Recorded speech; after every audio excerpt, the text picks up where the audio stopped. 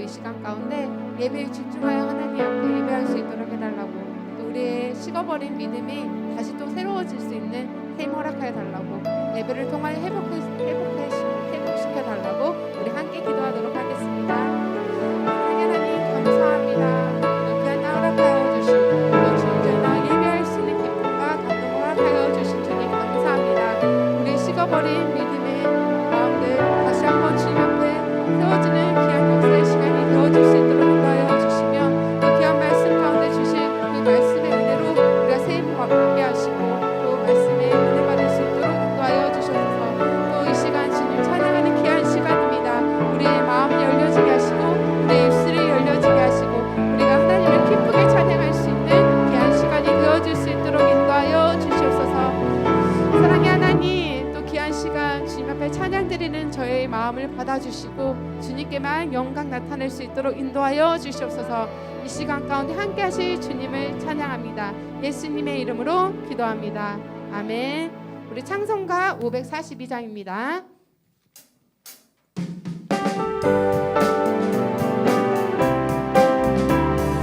찬송가 542장입니다. 구주 예수 의지함이, 구주 예수 의지함이 심히 깊은 인생 영생 허락 받았으니 의심하. 다시 한번 고백합니다. 구주 예수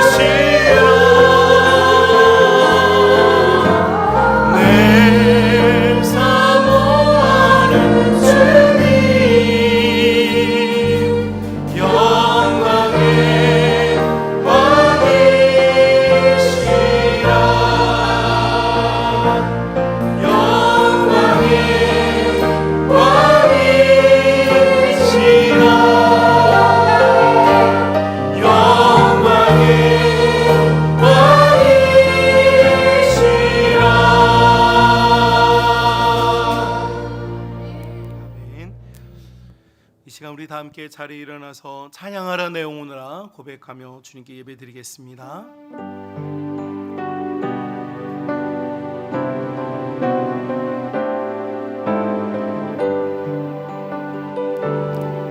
찬양하라 내 영혼아 찬양하라 내 영혼아 찬양하라 내 영혼아 찬양하라 내 영혼아 내 속에 있는 것들아 내 속에 있는 것들 다 찬양하라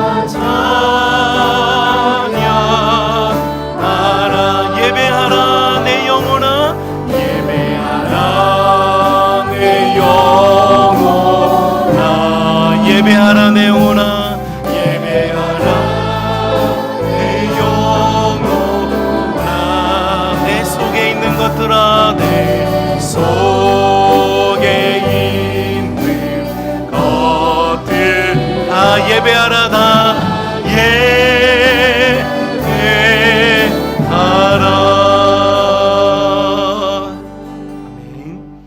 전능하사 천지를 만드신 하나님 아버지를 내가 믿사오며 그 외아들 우리 주 예수 그리스도를 믿사오니 이는 성령으로 잉태하사 동정녀 마리아에게 나시고 본디오 빌라도에게 고난을 받으사 십자가에 못 박혀 죽으시고 장사한 지 사흘 만에 죽은 자 가운데서 다시 살아나시며 하늘에 오르사 전능하신 하나님 우편에 앉아 계시다가 저리로서 산자와 죽은 자를 심판하러 오시리라.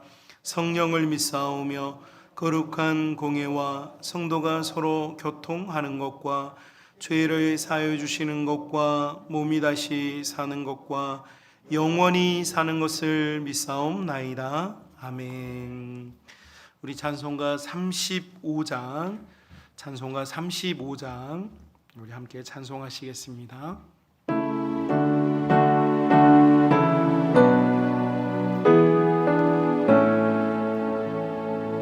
큰 영화로신 주 이곳에 오셔서 이 모인 자들로 주 백성 삼으사 그 중에 항상 계시고 그 중에 항상 계시고 큰 영광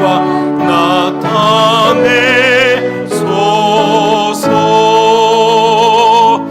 이 백성 기도와 또 예물 드림이 양내와 같으니 못 받으옵소서.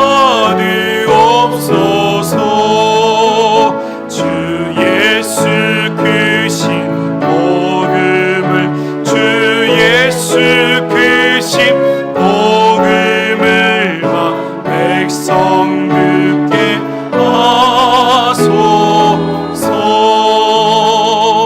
또 우리 자손들 다 주를 기리고 저 성전돌같이 길하게 하소서. 주 구원하신 능력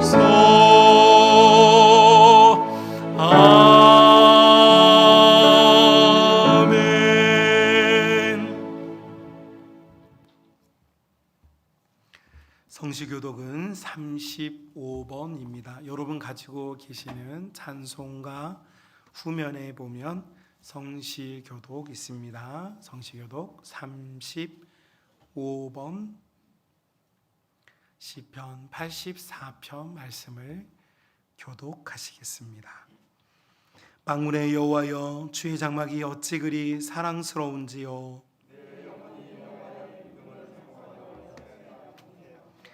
내 마음과 육체가 살아계시는 하나님께 부르짖나이다. 주의 제단에서 참새도 제 집을 얻고 제비도 새끼들 보금자리를 얻었나이다.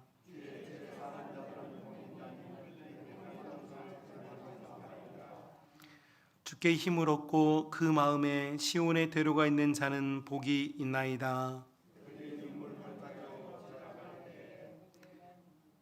그곳에 많은 샘이 있을 것이며 이른 비가 복을 채워주나이다.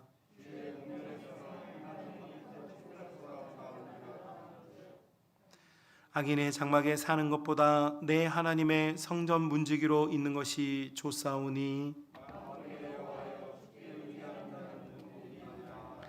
아멘. 우리 이성식 장로님 나오셔서 대표로 기도해 주시겠습니다.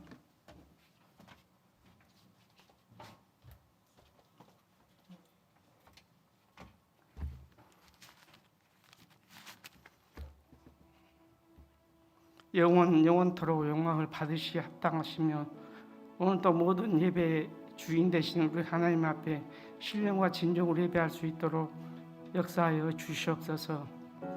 우리를 돌아보면 아버지, 제가 하늘을 덮은 것처럼 우리 위에 덮었나이다. 아버지 용서하여 주시옵소서. 기도하라 했었는데 기도하지 못했고, 또 하나님 성전에 가득 채워야 될 성도들이 하나님 차지 못했고, 또 예배함이 부실하였고, 삶 자체도 부실함을 아버지 구합니다. 모든 것을 용서하여 주시옵소서. 이제 또 새롭게 하나님 다짐하기 위해서 특별 새벽 기도에 또 작정하려고 하는데 하나님 붙잡아 주시기를 원합니다. 하나님 뜻이 하나님 교회에 있고, 또 하나님 뜻이 가정에 있고, 또 하나님 뜻이 우리 모든 재직자들 또 성도들 각자에 다 있사온데, 하나님 그 각자의 행함이 하나님 보시기에 합하게 하나님 있도록 역사하여 주시기를 원합니다. 또 하나님 뜻은 항상 기뻐하는 것에 있다 했사온데, 우리가 어떤 일에 있든지 하나님 기뻐함으로 달려갈 수 있도록, 또 교회가 하나님 달려갈 수 있도록 힘을 주시고, 또 성도들에게 힘을 주셔서 하나님 기쁨으로 모든 일을 행하며 달려갈 수 있도록 축복하여 주시옵소서. 너는 때로 못하지 기도하며 힘쓰라 했사온데, 하나님 성전에서 기도하지 못할지라도 있는 곳에서 기도하는 그 기도에 응답하여 주시기를 원합니다. 또 하나님 기도하라 했사오니 모여서 기도할 때 하나님 성령이 임하여서 하나님 폭발적인 하나님 성령의 역사가 교회에서 일어날 수 있도록 역사하여 주시옵소서. 그래서 하나님 교회가 다시 차고 넘칠 수 있도록, 또 이 자리에 차고 넘칠 수 있도록 하나님 축복하여 주시옵소서. 또 목사님 하나님 세우셨사온데 하나님 뜻이 어디 있는지는 우리는 모릅니다. 그러나 말씀을 통해서 하나님 뜻을 발견하게 하여 주시고, 또 발견함이 아니고 하나님 도전하며, 또 하나님 천계단을 단번에 가는 것이 아니고 한 계단 한 계단 다시 달려갈 수 있는 힘을 주시기를 원합니다. 또 하나님 어린 생명에서부터 하나님 작년이니까 모든 성도들 하나님 건강을 축복하여 주시고, 또 코로나를 통해도 하나님 뜻이 어디 있는지 우리는 모릅니다. 그러나 하나님 코로나도 하나님 안고 갈 수 있도록, 달려갈 수 있도록 수고한 손길 위에 또 하나님 축복하여 주시되, 하나님 뜻을 발견한 귀한 아버지 뜻을 하나님 발견할 수 있도록 역사하여 주시옵소서. 또 세계 만막 곳곳에 하나님 어려움을 많이 처해 있는 하나님 국민들을 많이 있습니다. 하나님 기억하여 주시고, 또 그 모든 국민들이 하나님을 알게 하여 주시고, 또 두려움을 하나님을 볼 수 있도록, 또 구원의 하나님 볼 수 있도록 축복하여 주시옵소서. 이 자리에 참석하고자 하오나나 참석하지 못한 성도들 다음 예배에는 참여할 수 있도록 축복하여 주시고, 우리가 마음보다 하나님을 높일 수 있도록 역사하여 주시옵소서. 또 교회가 찬양이 넘치는 교회가 될 수 있도록 축복하여 주시옵소서. 오늘도 모든 것 함께해 주시고 나오며 예수님의 이름으로 기도합나이다.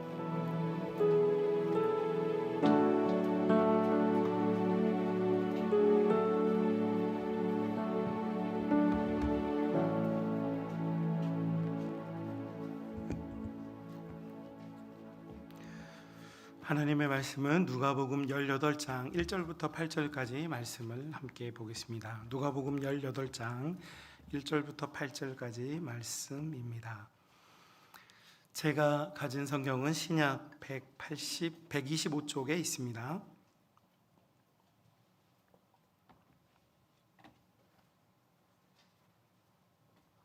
누가복음 18장 1절부터 8절까지 말씀 우리 찾으셨으면 함께 읽겠습니다. 예수께서 그들에게 항상 기도하고 낙심하지 말아야 할 것을 비유로 말씀하여 이르시되 어떤 도시에 하나님을 두려워하지 않고 사람을 무시하는 한 재판장이 있는데 그 도시에 한 과부가 있어 자주 그에게 가서 내 원수에 대한 나의 원한을 풀어주소서 하되 그가 얼마 동안 듣지 아니하다가 후에 속으로 생각하되 내가 하나님을 두려워하지 않고 사람을 무시하나 이 과부가 나를 번거롭게 하니 내가 그 원한을 풀어주리라. 그렇지 않으면 늘 와서 나를 괴롭게 하리라 하였느니라. 주께서 또 이르시되 불의한 재판장이 말한 것을 들으라. 하물며 하나님께서 그 밤낮 부르짖는 택하신 자들의 원한을 풀어주지 아니하시겠느냐. 그들에게 오래 참으시겠느냐. 내가 너희에게 이르노니 속히 그 원한을 풀어주시리라. 그러나 인자가 올 때에 세상에서 믿음을 보겠느냐 하시니라. 아멘. 교회 앞에 광고 드리겠습니다. 교회의 임직식이 9월 11일 2주 앞으로 다가왔습니다. 임직식이 사람의 일이 아니라 교회 공동체에 하나님 일꾼들을 세우는 복된 시간이 될 수 있도록 여러분께서 기도해 주시고 협력해 주시면 감사하겠습니다. 9월 섬김 8구역입니다. 미리 감사드립니다. 이번 주간에 우리 이윤수 목사님은 피정 기간입니다. 참고해 주시고 교회에 관련된 일들은 저희에게 알려주시거나 문의해 주시면 제가 대응하도록 하겠습니다. 9월 생일자분들 생일 축하드립니다. 2일 존칭은 생략하겠습니다. 1일 김단, 한예훈, 3일 조기훈, 4일 조단, 6일 이유진, 7일 신정님, 8일 김희만, 오지희, 9일 정다운, 10일 김숙자, 이상민, 11일 박한결, 12일 김유신, 13일 임광석, 홍성민, 14일 김용철, 15일 이산, 16일 김명수, 25일 박예영, 26일 이연미, 29일 고하람, 김호겸, 이옥순, 30일 안성남. 생신 맞으신 분 혹시 계십니까? 네, 제가 축복하는 마음으로 기도 드리겠습니다. 복되신 우리 주님, 사랑하는 성도들이 9월 생일을 맞이하였습니다. 사랑하는 성도들의 삶과 인생에 하늘의 신령한 것과 땅의 기름진 것의 은혜가 주의 가정들과 그 영혼 가운데 있도록 함께하여 주옵소서. 특별히 무엇보다 주님을 사랑하며 누구보다 주님 앞에 사랑스러운 영혼들이 될 수 있도록 영혼 충만의 복을 더하여 주옵소서. 영육이 강건하게 하시며 주님이 기뻐하는 인생 살 수 있도록 도와 주옵소서. 예수님의 이름으로 축복하며 기도드리옵나이다. 아멘. 자, 우리 옆 사람과 인사 나누겠습니다. 사랑합니다. 한 번 더 인사 나눕니다. 더 사랑하겠습니다. 가족들에게 더 사랑하겠습니다. 이렇게 제가 지난 주간에 이제 여름 휴가 피정을 떠난다고 했는데 제가 기도원에 제가 한 20년 가까이 다니던 기도원에 가려고 예약을 하려고 전화를 하니까 예배도 못 하고 숙박도 안 되고 음식 제공도 안 되고 뭐 지금 셧다운 상태라고 오지 말라고 그래가지고 지난 한 주간 동안 교회에 있었어요. 교회에 있으면서 제 방에 머무르면서 저희 목양실에서 기도원에 간 것보다 더 큰 위로와 은혜가 있었던 것 같아요. 그래서 한 주 동안 기도해 주신 여러분께 진심으로 감사드리고, 제가 한 주 동안 이 기도의 목양실에서 주님께 받은 은혜를 여러분과 함께 나누려고 하는데, 제가 받은 은혜가 여러분에게도 있기를 주님의 이름으로 축복합니다. 여러분, 우리 교단 대한예수교 장로회 합동교단에서 지난 2020년 10월에 한국인의 사회문화 의식이라고 하는 리서치를 한 적이 있습니다. 그리고 그 조사의 결과를 발표를 했는데요. 한마디로 말하면 우리 교단에서 사람들에게 이제 신앙에 관련된 질문을 던졌습니다. 그 중에 여러분의 상태는 어떤지 한번 스스로 점검해 보시길 바랍니다. 하루 중 신앙생활을 어떻게 하고 있느냐라고 하는 질문에 하루 중 신앙생활을 전혀 하지 않는다라고 대답한 응답률이 41.4%였습니다. 10명 중에 4명이 교회를 다니거나 신앙을 가지고 있어도 신앙과 관련된 아무것도 하지 않는다. 아주 쉽게 말하면 기도도 하지 않고 성경도 읽지 않고 그냥 자연인으로서 살고 있다라는 점입니다. 안타깝죠. 41.4%, 참 안타까운 수치입니다. 교인의 반은 지금 하루에 성경 1장도 읽지 않고 기도를 1분도 하지 않고 있다라고 하는 충격적인 사실입니다. 소위 우리가 이제 믿음이 있다라고 하는 것을 기준으로 우리 한국교회가 전통적으로 뭐 새벽 예배라든지 3일 뭐 구역 금요 철야 뭐 주일 예배 참석 이런 이제 것들을 우리가 소위 믿음 있는 믿음 생활이 이렇게 말하는데,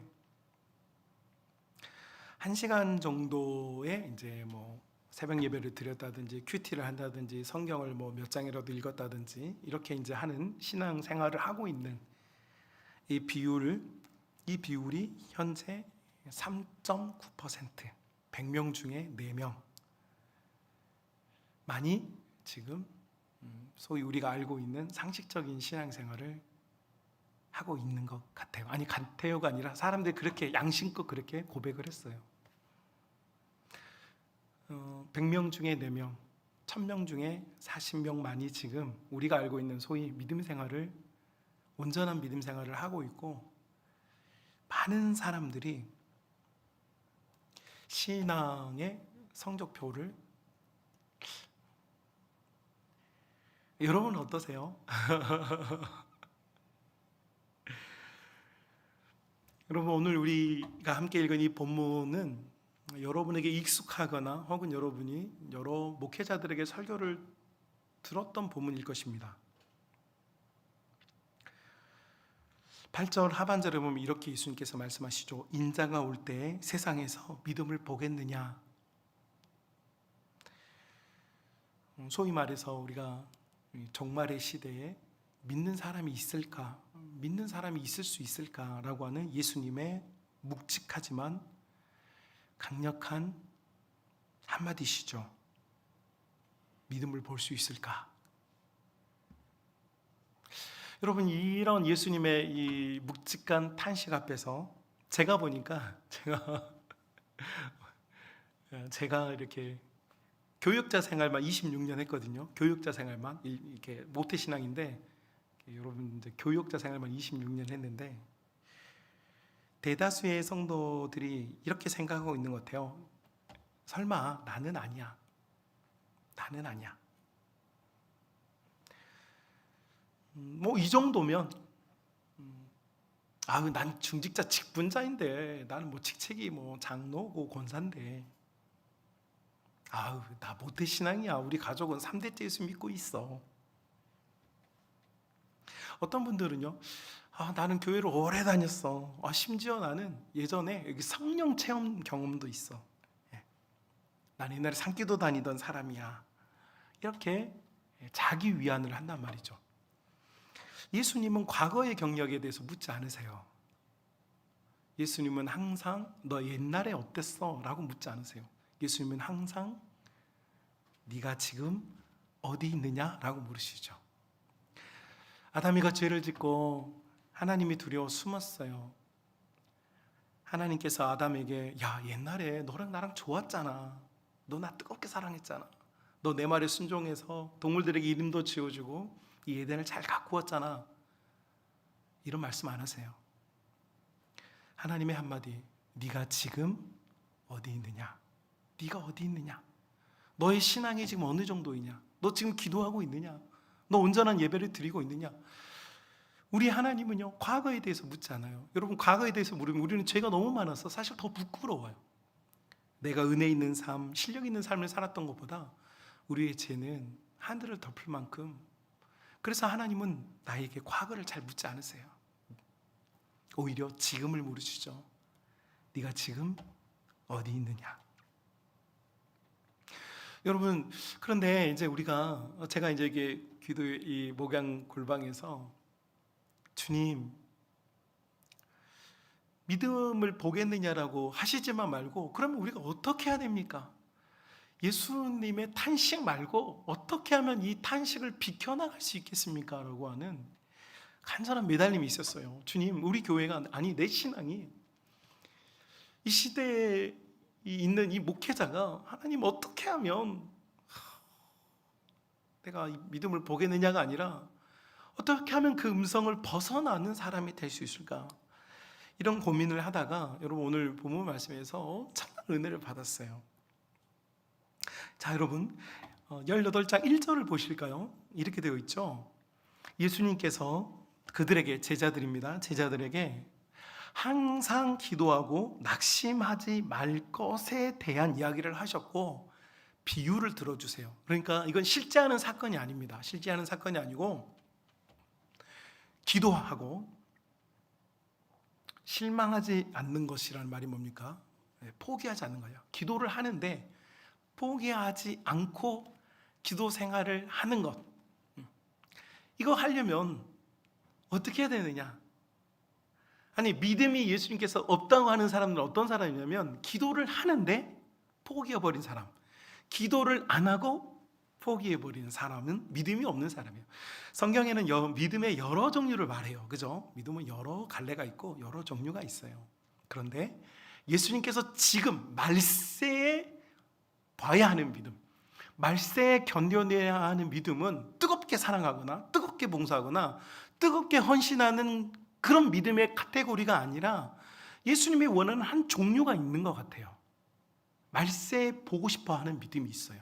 그 믿음은 뭐냐? 기도하고 포기하지 않는 믿음이죠.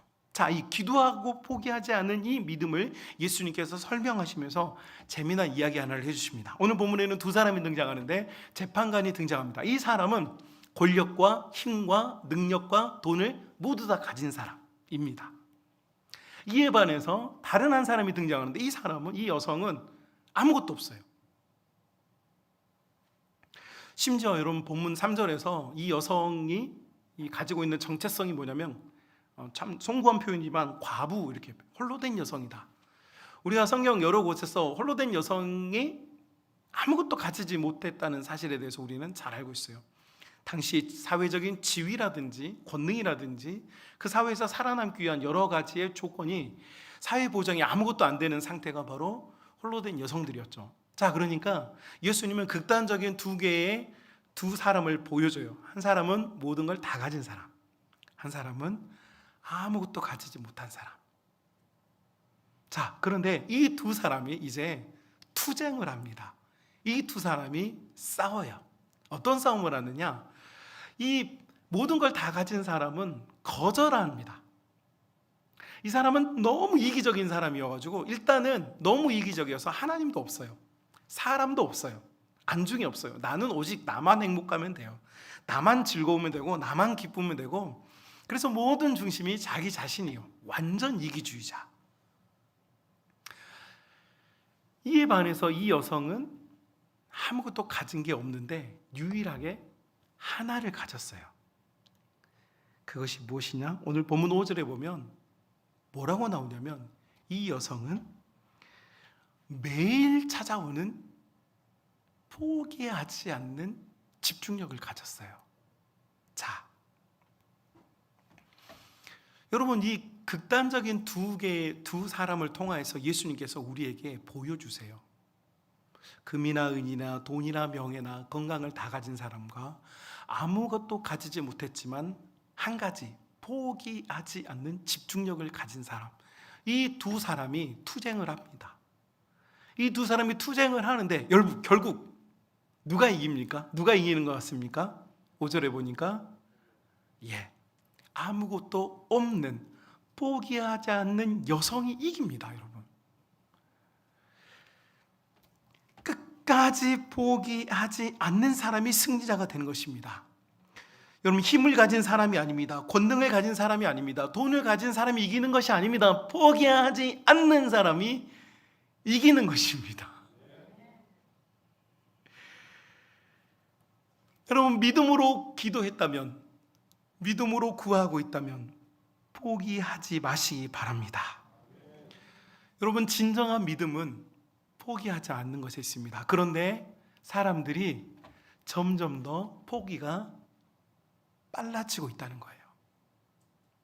세상이 워낙 스피드하게 바뀌고 상황이 바뀌고 정부가 바뀌면서 집값이 3배, 5배 폭등하면서 모든 것이 너무 바뀌니까 사람들이 생각에 하나님도 이렇게 쉽게 바뀔 거라고 생각해요.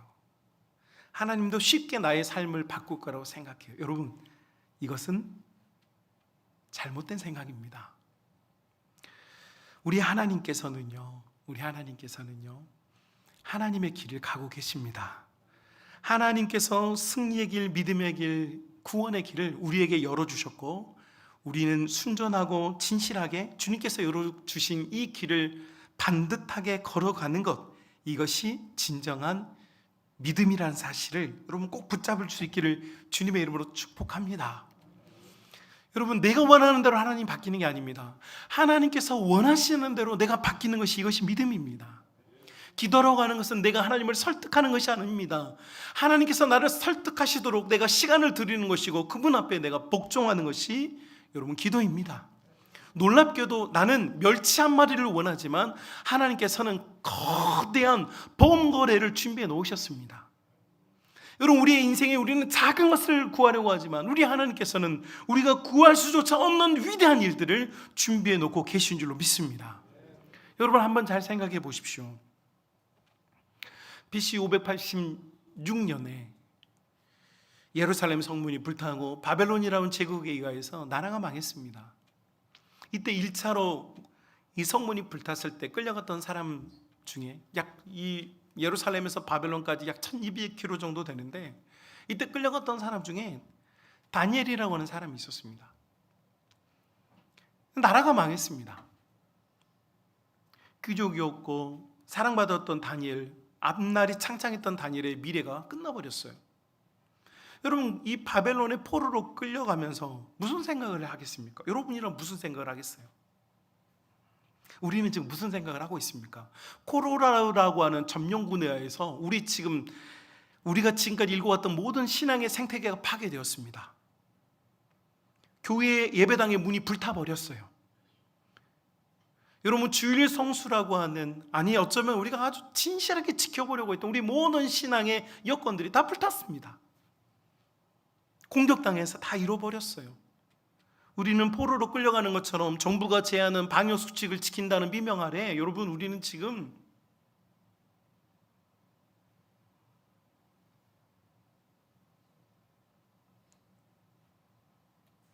바벨론의 포로가 된 다니엘처럼 코로나의 포로가 된 우리의 모습을 볼 수 있어요. 그런데 여러분, 제가 기도의 골방 목양실에서 그런 고민을 했어요. 기도하면서, 주님, 성문이 불타고 우리가 이 자유롭게 누렸던 모든 신앙의 자유들을 박탈당했는데 우리는 지금 어떻게 해야 할까요? 라고 하는 질문을 주님께 드릴 때 주님께서 던져주는 하나의 그림, 바벨론으로 끌려갔던 수많은 사람들이 문화가 바뀌고 토양이 바뀌고 음식이 바뀌어요. 여러분, 언어가 바뀌어요. 문화, 생활 습관이 바뀌어요. 바뀔 수밖에 없죠. 다른 나라로 다 끌려갔는데. 그런데 다니엘이 던졌던 의미심장한 여러분 그의 선언을 한번 생각해 봅시다. 다니엘이 어떤 선언합니까? 나는 이방인의 신전에 드려졌던 왕의 음식을 먹지 않겠다라고 하는 선언이었습니다. 여러분, 이거 아주 성경에 있는 그냥 동화라고 생각하면 아주 그냥 뭐 그럴듯한 이야기일지 모르지만 여러분, 우리 일상의 우리 신앙의 삶을 한번 생각해 봅시다.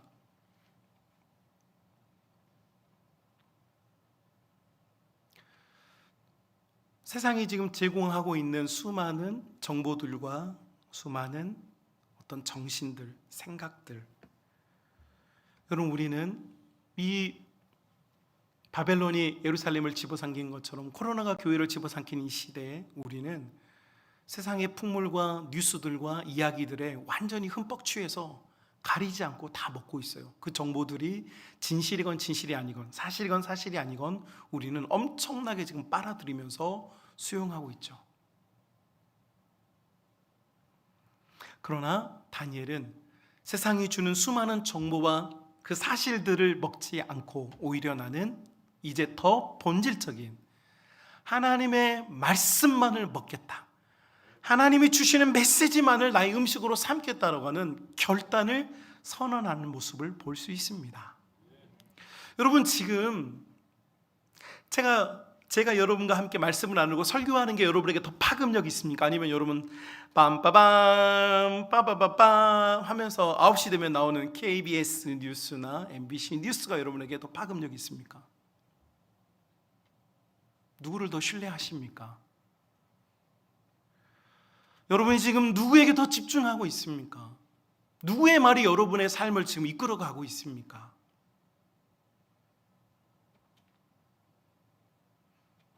뉴스는 정보이긴 하나 때로는 진실일 수도 있지만 진실이 아닐 때도 있고, 때로는 진리를 말할 것 같지만 진리를 말하지 않을 때도 많습니다.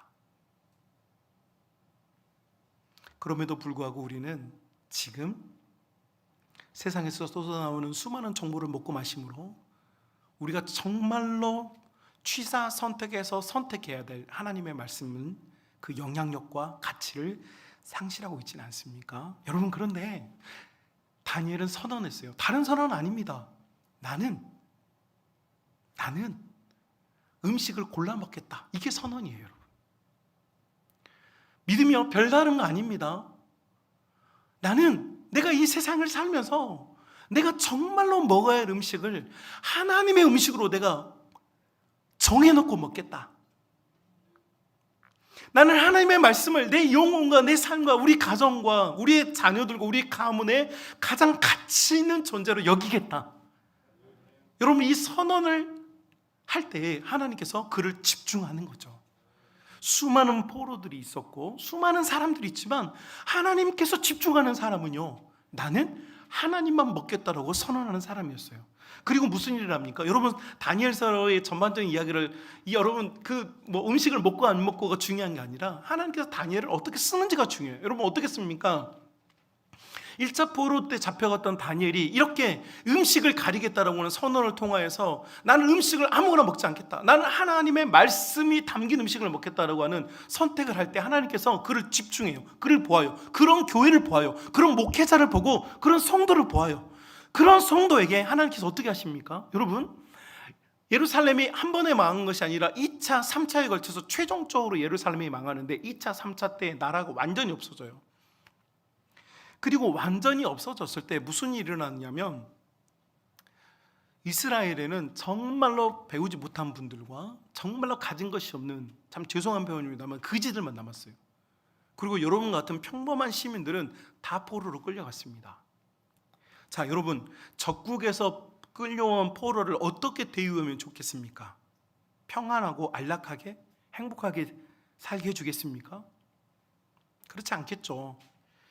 그런데 여러분, 놀랍게도 이스라엘 백성들은 어디에 정착하게 되느냐면 그발 강가라고 하는 곳에 정착하게 됩니다. 그발 강가는 어디냐? 여러분, 바벨론이라고 하는 이 바벨론 대제국의 수도는 바벨론 시티입니다. 이 바벨론 시티 주변에는 한강처럼 강이 없어요. 원래 우리는 전 세계 있는 모든 수도는 다 강을 끼고 있죠. 부유하게 발달된 모든 도시들은 강을 끼고 있어요. 그런데 이 바벨론 시티는 강이 없어요. 어떻게 했느냐? 유브라데스 강에서 인공 수로를 파가지고 바벨론 시티까지, 여러분 요즘 말로 하면 운하를 팠습니다. 그 운하를 뭐라고 말하냐면 그발강이라고 불렀어요. 자, 여러분 잘 생각해 보십시오. 바벨론의 이 125도를 다스렸던 바벨론의 통치자들이 저 가난하고 힘없는 히브리인들 노예를 끌어다가 어디다 갖다 놔야 되는데 어디다 갖다 놓겠어요? 가장 빈천하고 살기 어려운 데 갖다 놓겠죠. 그런데 놀랍게도 유대인들, 히브리인들은 어디로 정착하느냐? 그발 강가, 다시 말하면 유브라데 강에서부터 바벨론 시티로 가는 길목, 다시 말하면 수량이 풍부한 지역. 중동은 물이 생명인데 물이 많은 지역에 유대인들을 정착시킵니다. 다른 이방인들을 누구도 그곳에 정착시킨 전례가 없어요. 왜요? 그 물에다가 누구라 독이라도 타면 여러분 바벨론 시티 자체가 멸망하니까. 그런데 유대인들은 수량이 풍성한 그발 강가에 자리를 잡아요. 누구 때문에요? 다니엘 때문에요. 다니엘이 바벨론에 나는 하나님의 음식만 먹겠다고 결심한 다니엘이 하나님 눈에 들었고, 하나님께서는 그를 소위 말해서 출세를 시켰어요. 그에게 권능과 능력을 주어요. 지혜를 주어요. 그리고 그 사람이 자기의 민족들을 수량이 풍부한 지역으로 인도하게 만들죠. 그 정책을 결정할 수 있는 자리에 다니엘을 놓았어요. 자, 여러분, 이게 왜 중요합니까?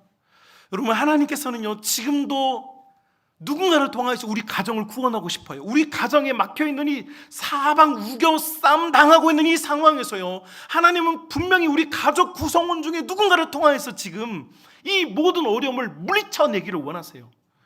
여러분, 지금 모든 것이 암흑으로 덮여있는 이 시대에도요, 하나님은요 깨어있는 하나님의 것을 취하는 한 교회를 통해서요 교회들을 살려내실 거예요.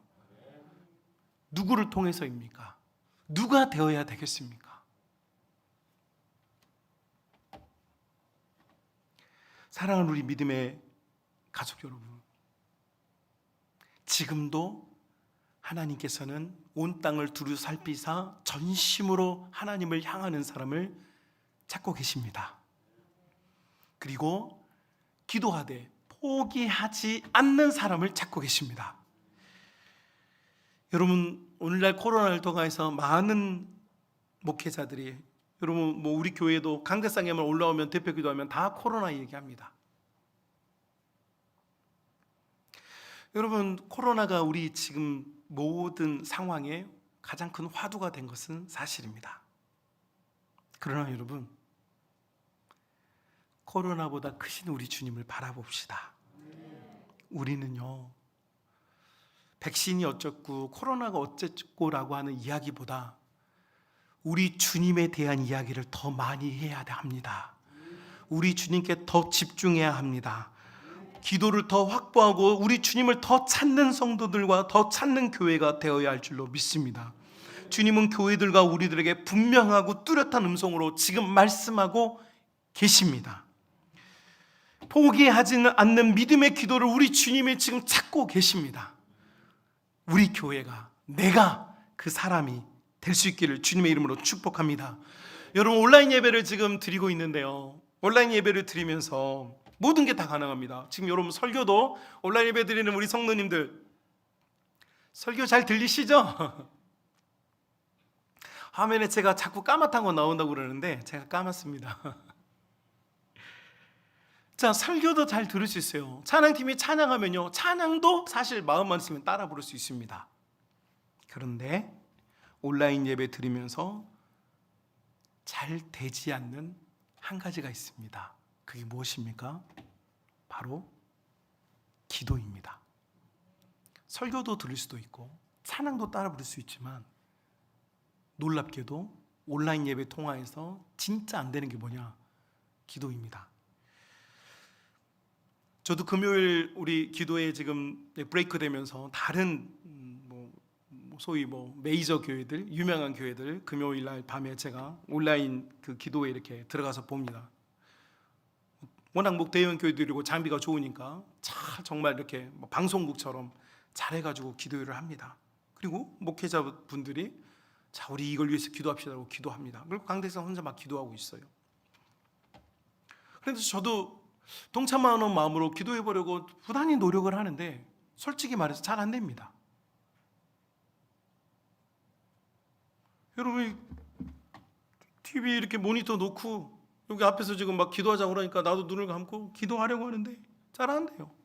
내 솔직한 심정입니다. 난 목사인데도, 기도할 마음이 있는데도 안 돼요.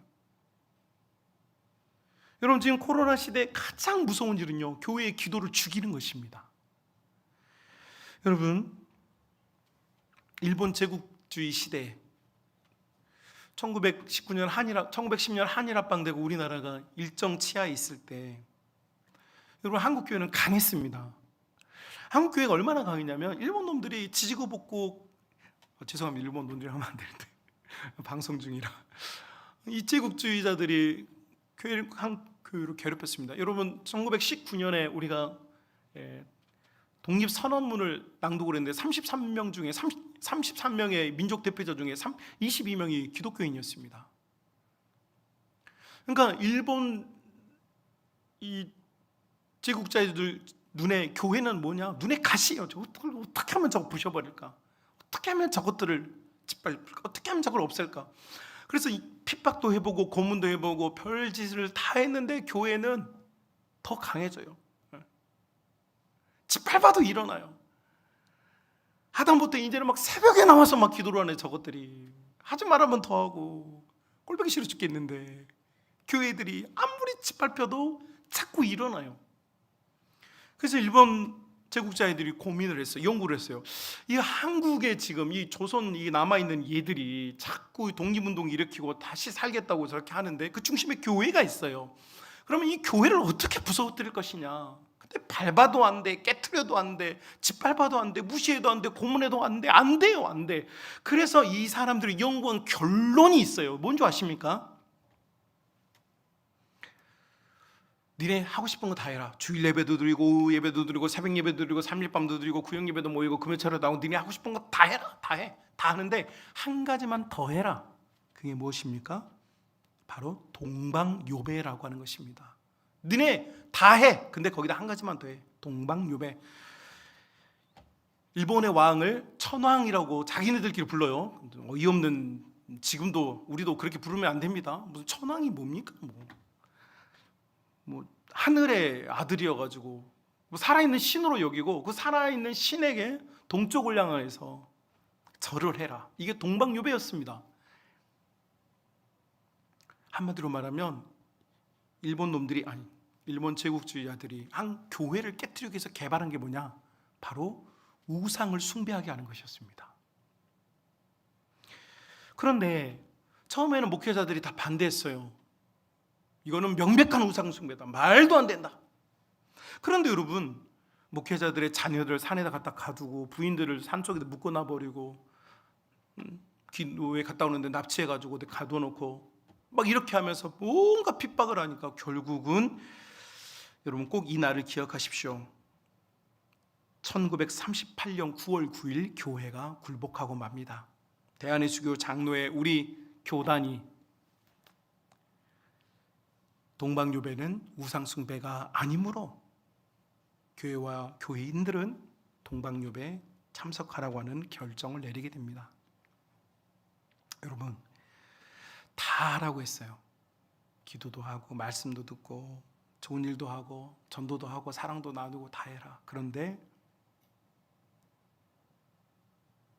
우상숭배해라. 그리고 여러분, 1938년 9월 9일 이런 결정을 내리고 나서 교회들과 성도들이 동방용의회에 참여했습니다. 그런데 여러분, 정확히 12년 후에 우리 민족 역사상 고조선으로부터 조선시대까지 4,000년 역사 속에 가장 비극적인 일이 일어납니다. 우리나라는 고조선 시대로부터 조선에 이르기까지 약 960회의 외적의 진입을 받았습니다. 일본 놈들이든 중국 놈들이든 몽골 놈들이든 러시아 놈들이든 960회 정도의 침입을 받은 국가가 우리나라입니다. 그런데 960회 침입을 받았어도 단 한 번도 우리 민족끼리 서로를 죽인 적은 없습니다. 정확히 12년 후에 1950년 6월 25일 이 민족은 한민족 역사상 처음으로 형제가 형제를 죽이고 아버지가 자녀를 죽이고 아들이 어머니를 죽이는 동족상잔의 역사를 맞이하게 됩니다. 저는 이것은 물론 개인적인 제가 역사를 보는 관점입니다. 여러분, 왜 이런 일이 일어났을까요? 저는 이 코로나 시대에 교회를 향하신 주님의 마음을 우리가 다시 일으켜야 된다고 믿습니다. 우리의 믿음을 다시 재건해야 합니다. 여러분, 우리는 코로나를 핑계 삼아서 기도를 죽이고 있고 예배를 죽이고 있고 우리의 신앙을 지금 죽이고 있습니다.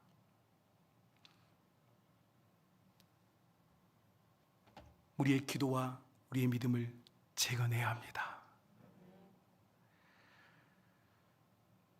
9월 11일 우리 교회에는 임직식을 앞에 두고 있습니다. 저는 이 일이 사람의 행사가 되지 않기를 원하고 있고, 우리 교회 중직자들이 많습니다. 우리 교회 중직자가 약 50여 명 정도 되는데 새벽기도 나오는 분 지금 7분. 누가 나오지 말라는 사람 아무도 없는데 안 나오게 됐어요. 누가 나오지 말라고 그랬을까요? 나오지 말라는 사람 아무도 없었어요. 그런데 우리가 안 나와요. 왜요? 우리도 모르게 우리의 기도를 죽이고 있는 거죠. 그래서 앞으로 2주 동안 특세를 하려고요. 중직자 그리고 중직자가 되려고 하는 분들 같이 모여서 다시 재건하자. 이 기도를 재건하자. 이 믿음을 재건하자. 과거로 돌아가자가 아니라 다시 살려내자. 우리가 정말 주님이 기뻐하는 교회의 모습, 신앙의 모습으로 다시 일어서자. 여러분, 시간이 안 맞아서 물론 바쁜 철이라는 걸 알고 있습니다. 농사 지으는 분들은 지금 바쁜 철이라는 걸 알고 있어요. 제가 그래서 제안 드려요. 꼭 새벽 예배 시간이 아니더라도 신앙 양심을 가지고 30분은 무조건 기도하자. 어디서? 예배당에서. 집에서 하는 거 솔직히 여러분 양심껏 안 된다는 거 다 알아요. 예배당에서 새벽 3시에 일어나시면 교회 오셔서 30분 기도하고 가서 하우스 가서 일하십시오. 새벽 예배 나올 수 있으면 같이 와서 기도합시다. 안 되면 여러분 점심시간 하우스가 뜨거워서 못 들어가잖아요. 그때 점심 먹고 오셔서 예배당에 와서 30분 동안은 교회를 위해서, 내 신앙을 위해서 같이 기도합시다. 그것도 안 됐다면 저녁 먹고 잠자리에 들기 전에 여러분 예배당에 제가 12시까지 불을 켜놓을 테니까 오셔서 기도하고, 여러분 우리 신앙 양심을 가지고 다시 내 기도를 살려내야 되겠다. 우리 교회를, 우리 신앙을, 내 신앙을, 우리 가정의 신앙을 다시 살려내야겠다라고 하는 여러분 이 재건 기도가 여러분에게 있기를 주님의 이름으로 축복합니다. 여러분, 이것은 생과 사의 문제입니다. 제가 이렇게 사역을 하면서 어떤 집사님이 자기 인생을 판가름하는 엄청 중요한 일에 있었습니다. 그런데 여러분 놀랍게도 사실 자기 인생이 걸린 문제들 앞에서 사람들이요 기도해야 되겠다는 생각을 하는데 기도하기가 쉽지 않아요. 희한하죠? 근데 그럴 수 있어요. 그런데 이분이 너무 중요한 일인 걸 알고 있어요. 제자 훈련하면서 교제를 통해서 이분 인생이 정말 중요한 일이구나. 이 결정 하나가 이 사람의 인생을 망하게 하거나 다시 재기시키는 그런 기로에 서 있는데, 기도를 하고 싶은데도 기도가 안 돼. 기도해야 된다는 걸 알면서도 기도가 안 돼. 그런데 어느 날 금요 철야 시간에 한쪽에 와 있어요. 제가 마음이 너무 기뻐서 기도 시간에 찾아갔어요. 그리고 그분을 위하여서 안수하며 같이 기도했어요. 입이 떨어지지 않고 말이 나오지 않고 뭘 기도해야 될지 몰라서 답답은 한데 입이 열리지 않았던 이 집사님이 강력한 성령의 임재를 느꼈어요. 그리고 나서 그 다음날 새벽 예배 나왔어요. 그런데 하나님의 음성이 들려요. 그분이 나중에 간증문에 써놨더라고요. 그래서 알았어요. 근데 뭐라고 들려냐면 무릎을 꿇어라. 그래서 이 집사님이 예배당 바닥에 무릎을 꿇었어요. 무릎을 꿇는데 주님께서 그때부터 이 집사님을 만져주기 시작하는 거예요. 이분이 5분도 기도하기 싫고, 5분도 기도하기 어려워요. 여러분 지금 우리 아마 모르겠어요. 대다수의 성도들이 지금 기도하라고 그러면 5분 기도하자고 그러면 눈 감았다가 한 5분 하고 나면 눈 살짝 떠가지고 이제 끝났나 안 끝났나, 갔나 안 갔나 이러면서 지금 할 말 다 해도 5분이 안 되는 지금 상황에 아마 직면해 있을 거예요. 그런데 성령 하나님께서 그 사람 속에 기름을 부으시니까 이분이 막 울면서 1시간을 넘게 기도하고, 그때 깨달아졌다는 거예요. 뭐가 깨달아졌느냐? 이 사람의 인생을 판가름하는 너무 중요한 사건을 앞에 두고 있었는데, 하나님께서는 이 사람에게 이 문제를 해결하고 싶은 게 아니에요. 하나님께서 이 사람에게 이 문제를 주는 이유가 있었어요. 여러분, 우리의 삶에 일어나는 일은요, 단 하나도 우연이 없습니다. 하나님의 손에 있는 줄로 믿습니다.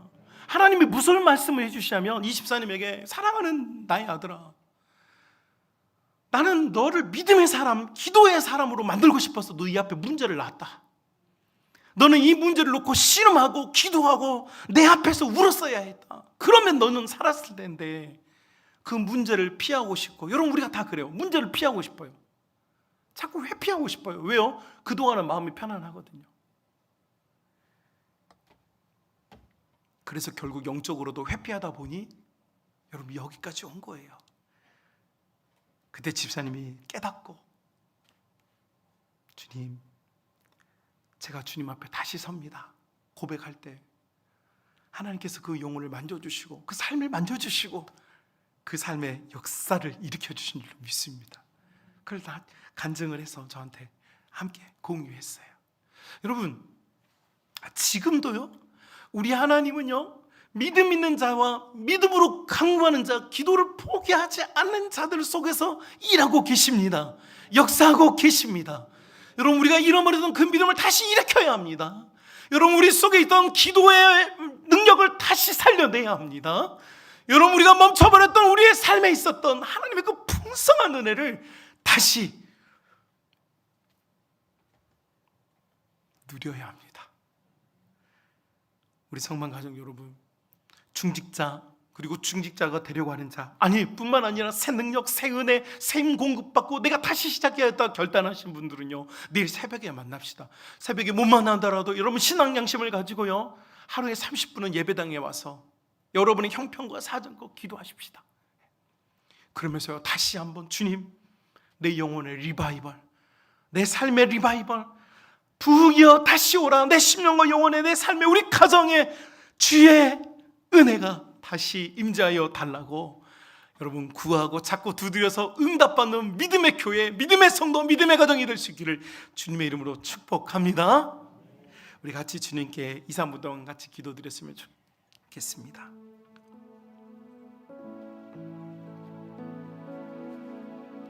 같이 기도드릴 때, 주님, 나의 믿음을 살려주옵소서, 나의 기도를 살려주옵소서, 나의 신앙을 다시 재건하여 주옵소서. 이 소망의 기도로 우리 주님께 나아갑시다. 복되신 우리 주님 감사합니다. 사랑하는 주님 앞에 사랑하는 모든 믿음의 자녀들이, 부름받고 택함받은 주의 자녀들이 주님 앞에 온전한 신앙, 복된 신앙, 믿음의 신앙으로 다시 세워지기를 간절히 원합니다. 아버지 하나님, 우리가 더 이상 핑계댈 것이 없음을 고백드립니다. 아버지, 우리가 아무것도 가지지 못하였어도 오직 주님께 구하고 찾고 두드릴 수 있는 권세를 얻었으니 주여 믿음의 성도들이 오직 주님 앞에 나옴을 있게 하여 주옵소서. 주님께 나와 간구하며 호소하며 주님 앞에 매어 달릴 수 있는 포기하지 않는 기도의 열정을 공급하여 주옵소서.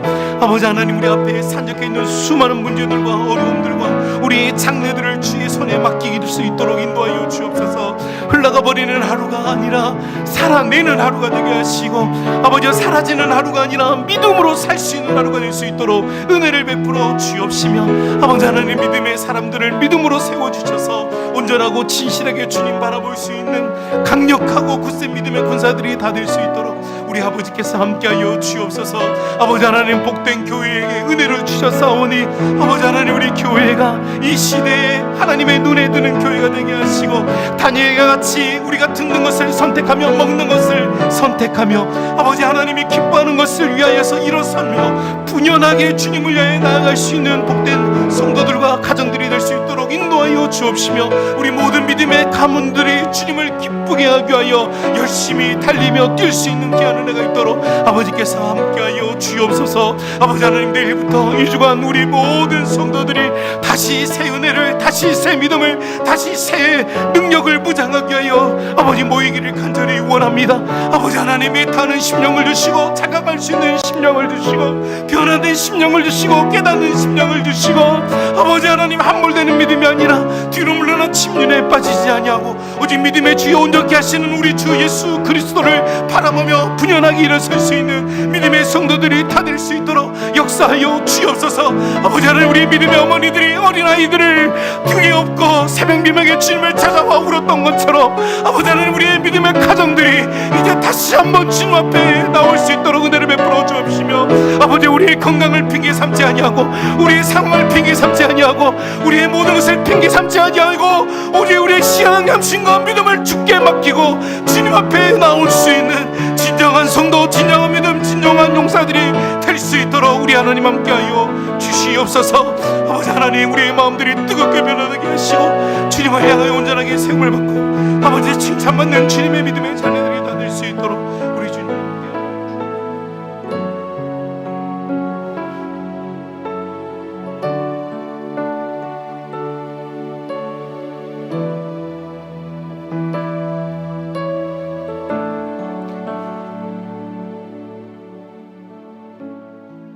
거룩하신 우리 아버지 하나님,